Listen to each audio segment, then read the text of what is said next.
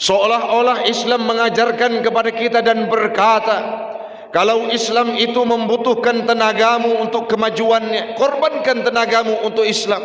Kalau Islam itu membutuhkan keringatmu, alirkan keringatmu tanpa sungkan-sungkan. Kalau Islam itu membutuhkan pemikiranmu untuk kontribusimu, untuk kemajuannya, berikan dedikasimu untuk Islam, agama yang kita cintai. Bahkan suatu waktu hamba Allah, siapa tahu kita akan berhadapan. Islam itu membutuhkan nyawamu, Islam itu membutuhkan tenagamu, Islam itu membutuhkan keringatmu dan darahmu. Kita akan siap mati demi Islam, agama yang kita cintai. Maka diajarkan oleh Islam yang pertama sekali adalah harus rela berkorban dan berjuang untuk Islam, agama yang kita cintai.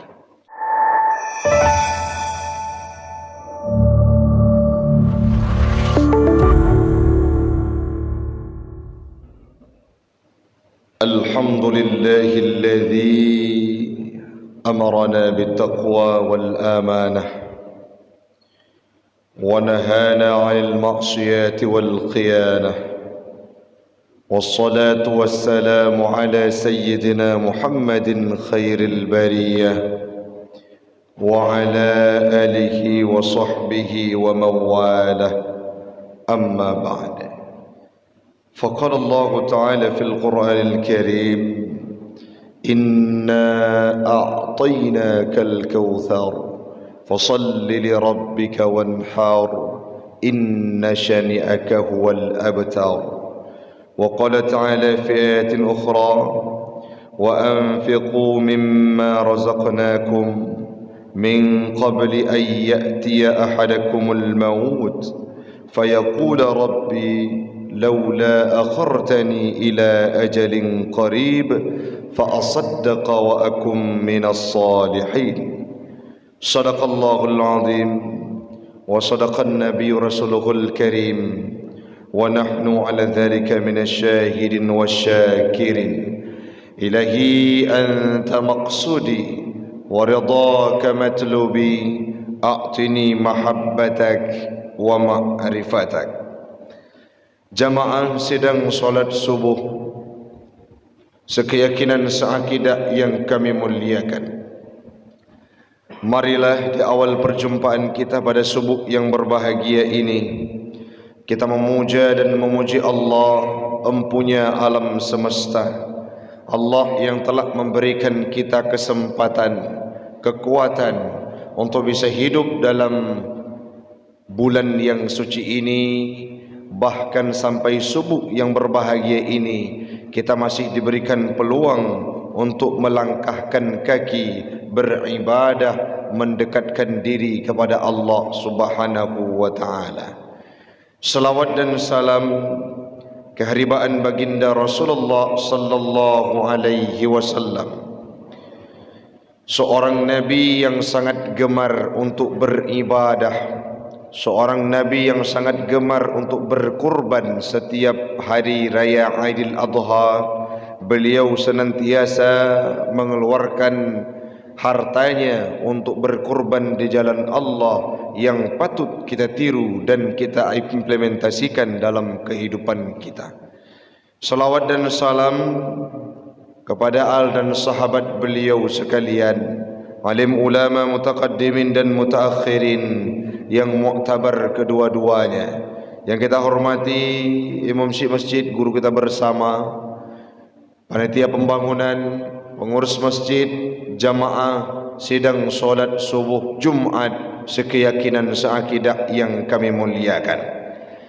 Alhamdulillah, atas izin Allah kita sudah memenuhi undangannya Allah dalam waktu yang sangat baik, yaitu subuh Jumat yang dilaksanakan solat berjamaah di dalamnya. Itu merupakan waktu yang sangat baik untuk kita melaksanakan solat dan ibadah terbaik dalam perspektifnya Allah. Hamba Allah, orang syi'ilun adun ado yang lentuan pemulia. Islam ini sangat identik dengan perjuangan dan pengorbanan. Kalau kita mau menganalisa, maka akan terdapat kalimat yang disampaikan tadinya, Dari semenjak kita lahir sampai kita meninggal dunia, Islam ini tidak pernah memberikan kelepasan terhadap seseorang ataupun membebaskan terhadap seseorang penganut agama Islam untuk tidak gemar berkorban dan berjuang di jalan Allah. Dalam Islam ada sebuah ibadah yang namanya khitan, baik laki-laki dan perempuan, lebih spesifiknya kepada laki-laki. Kala menjelang akil balik, dari semenjak Nabi Allah Adam, Nabi Ibrahim, bahkan sampai Nabi Muhammad penutup segala nabi-nabi, diperintahkan sebuah ibadah yaitu khitan, untuk menunjukkan legalitas kita sebagai umat Islam.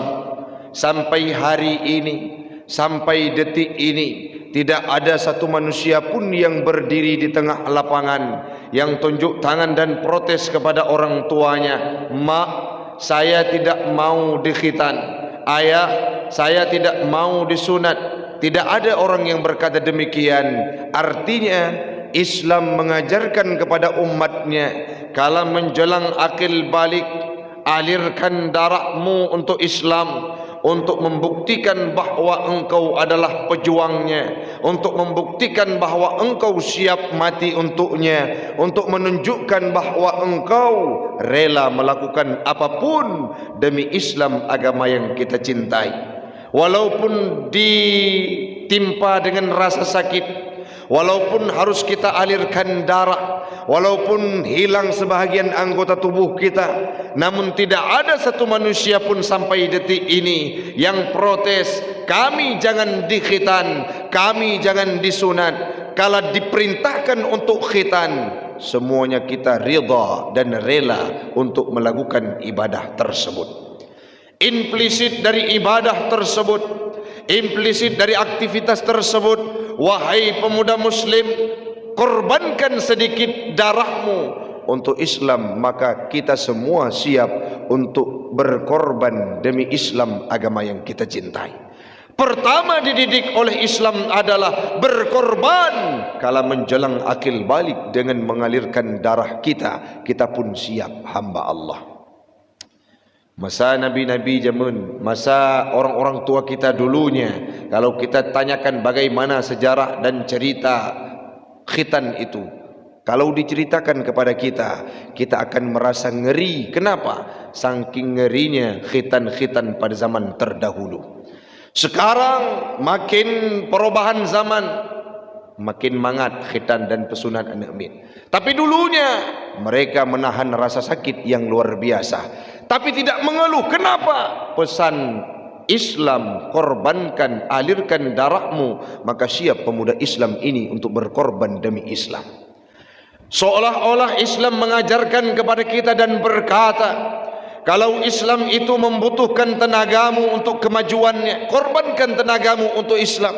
Kalau Islam itu membutuhkan keringatmu, alirkan keringatmu tanpa sungkan-sungkan. Kalau Islam itu membutuhkan pemikiranmu untuk kontribusimu, untuk kemajuannya, berikan dedikasimu untuk Islam, agama yang kita cintai.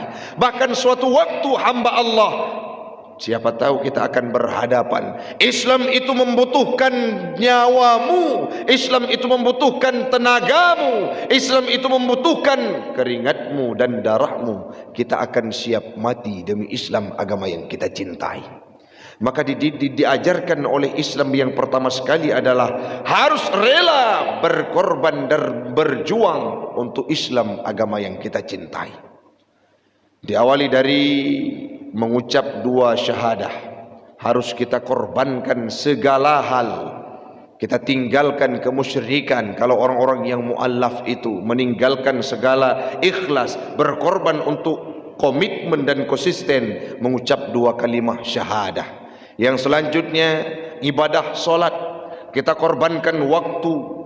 Kita dari rumah kita berangkat untuk beribadah solat subuh ke masjid. Sedang kita berada dalam kelelapan tidur, kita korbankan keistimewaan tersebut, kita korbankan kelelapan tidur tersebut, kita korbankan kemewahan tersebut untuk melangkahkan kaki beribadah kepada Allah. Solat merupakan ibadah perjuangan. Zakat, kalau disebutkan solat, identik dan sering disebutkan zakat. Zakat itu merupakan ibadah perjuangan. Bagaimana tidak? Dari semenjak kita tidak ada harta, bagaimana kehidupan umat-umat terdahulu pada zaman Nabi, yang mereka mengembala kambing. Saat binatangnya, hewan ternaknya sudah cukup kotanya, maka akan dikeluarkan untuk zakat fi sabilillah. Zakat itu merupakan pengorbanan di jalan Allah. Yang selanjutnya ibadah puasa yang sudah kita lakukan sebulan yang lalu, mengorbankan tenaga, mengorbankan pikiran, memberikan kontribusi, mengorbankan waktu untuk melaksanakan ibadah puasa. Maka puasa itu juga ibadah perjuangan dan pengorbanan. Haji hamba Allah, dari semenjak kita mengorbankan harta, kita tidak punya harta, kita beli tiket untuk berangkat ke Baitullah, mengorbankan harta di jalan Allah, mengorbankan waktu. Dulunya sampai 3 bulan orang berangkat untuk pergi menunaikan ibadah haji ke Baitullah. Sekarang sebulan, ada yang 40 hari mengorbankan waktunya, meninggalkan aktivitas rutinitas dalam kehidupannya untuk melaksanakan ibadah haji. Maka haji itu ibadah perjuangan. Implisitnya, kesimpulannya, kalau kita sudah ridha untuk berada dalam agama Islam, artinya marilah sama-sama kita cinta untuk berkorban di jalan Allah. Ustaz, kalau berbicara pengorbanan dan perjuangan, ada tidak kaitannya dengan hari raya Aidil Adha yang akan kita hadapi beberapa waktu mendatang? Sangat besar kaitannya antara ibadah kurban, antara korban dan perjuangan mengorbankan harta dengan ibadah yang kita laksanakan pada hari raya Aidil Adha nantinya. Kenapa disampaikan terlalu cepat Ustaz? Karena kurban itu perlu persiapan. Masih ada waktunya, masih panjang deadline-nya untuk kita berikan harta terbaik kita. Walaupun sekarang kita sedang ditimpa dengan satu musibah, yaitu banyaknya binatang-binatang yang diserang dengan virus. Kita doakan semoga di tempat kita binatang-binatang yang sudah kita persiapkan untuk kita korban di hari raya Aidil Adha nantinya akan sehat diberikan oleh Allah Subhanahu wa taala. Jangan sampai musibah tersebut menjadi alasan untuk kita tidak berkurban pada hari raya Aidil Adha ini, hamba Allah. Man kana lahu sa'ah falam yudhi. Orang-orang yang sudah punya kelapangan, kecukupan, ke Medan tiap minggu, ke Jakarta tiap bulan, setiap tahunnya pasti selalu umrah. Triwulan mereka melakukan ibadah umrah, setiap tahunnya haji, tetapi tidak mau melaksanakan falam yudhi, tidak berkurban pada hari raya Aidil Adha. Ada beberapa pendapat dan beberapa hadis. Yang pertama, diucapkan oleh Nabi tidak sempurna imannya. Bahkan ada dalam sebuah pendapat, kharaja minad dunya bighairi syahadah, akan keluar dari kehidupan dunia ini dengan tidak bisa mengucapkan kalimah syahadah. Kenapa? Karena kurban itu sangat besar manfaatnya, hamba Allah. Ada anak-anak yatim yang terlunta-lunta di sudut kehidupan kita, yang tidak tahu kemana memanggil ayahnya, yang tidak tahu kemana mencari sesuap nasinya, yang tidak tahu di mana mencari daging megangnya. Tapi dengan ada kurban pada hari raya Aidil Adha, terbantu mereka sehingga diantarkan daging kurban ke rumahnya. Maka sangat banyak kelebihan dari kurban itu, hamba Allah. Ingat lun sabuh kisah. Na urang pengembala kambing, jaga kamenggop, punya bahasa gedanya. Hana harta, gerabi-rabi kamenggop nyebut. Tapi karena termotivasi, beliau melihat gurunya sering kurban, walaupun beliau seorang yang sudah tua renta, tidak punya harta, setiap harinya diberikan upah, ujrah kalau bahasa kita. Kemana beliau alokasikan upah dan ujrah tersebut? Dikumpulkan untuk dikeluarkan satu binatang kurban pada raya Aidil Adha. Artinya apa? Orang yang keterbatasan ekonomi saja kalau punya minat akan mampu berkurban di hari raya Aidil Adha. Tengku ilon cukup le harta, Sangat banyak kelebihan yang saya miliki dalam kehidupan ini, tapi tidak pernah tergerak hati saya untuk berkurban. Ingat, harta itu belum sempurna kita beri kalau tidak kita kurban pada hari raya Aidil Adha. Nabi Muhammad urang Syi'lun, dalam sebuah riwayat beliau berkurban sampai 100 kibas. Beberapa puluhannya, hampir mendekati ratusan beliau sembelih dengan sendirinya. Hana urang lain tidak geti kurban. Saat menjelang hampir dekat dengan jumlah 100, saat itu baru dibantu beliau oleh Ali bin Abi Thalib. Nabi itu penderma, Nabi itu sangat loyal, Nabi itu sangat gemar untuk memberi dan berinfak di jalan Allah. Maka kita yang berada di bawah masjid ini, marilah kita antusias dan meningkatkan kualitas ibadah kita sembari memposisikan diri kita untuk berkurban pada hari raya Aidil Adha ini. Siapa tahu kelak kita tidak punya kesempatan untuk berkurban, maka marilah sesuai dengan ayat yang dibacakan oleh imam tadinya setelah sujud tilawah, inna a'tainakal kautsar fasalli li rabbika wanhar, salatlah kepada Rabbmu dan berkurbanlah. Dicantumkan, difirmankan oleh Allah dengan sigat amar, artinya dianjurkan dan diprioritaskan kepada kita untuk melaksanakan ibadah kurban lebih-lebih dalam hari raya Aidil Adha nantinya. Ustaz punya kelebihan terhadap kurban yang kita sembelih? Ada dalam sebuah matan kitab yang kami baca. Di yaumil qiyamah, kalau kita dibangkitkan oleh Allah nantinya, akan ada sebuah kendaraan binatang yang berdiri tegak di dekat kita, di dekat kuburan kita, di dekat tempat kita dibangkitkan oleh Allah. Setelah ditiupkan sangkakala, dibangkitkan kita oleh Allah. Kala itu sudah ada seekor binatang tunggangan kendaraan yang berdiri tegak di dekat kita, hamba Allah. Kala itu kita berkata, man anta, siapa engkau?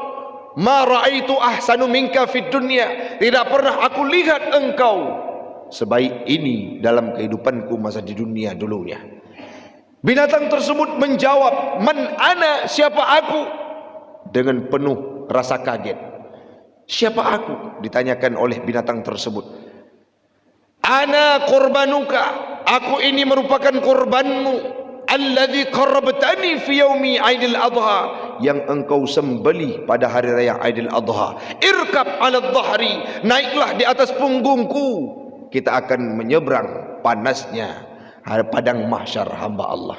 Kini bayangkan, tidak ada kendaraan, tidak ada Innova, tidak ada Avanza, tidak ada Pajero Sport, tidak ada kendaraan roda 2, tidak ada kendaraan roda 4. Yang ada hanyalah sebuah tunggangan yang dihadirkan oleh Allah. Dari mana?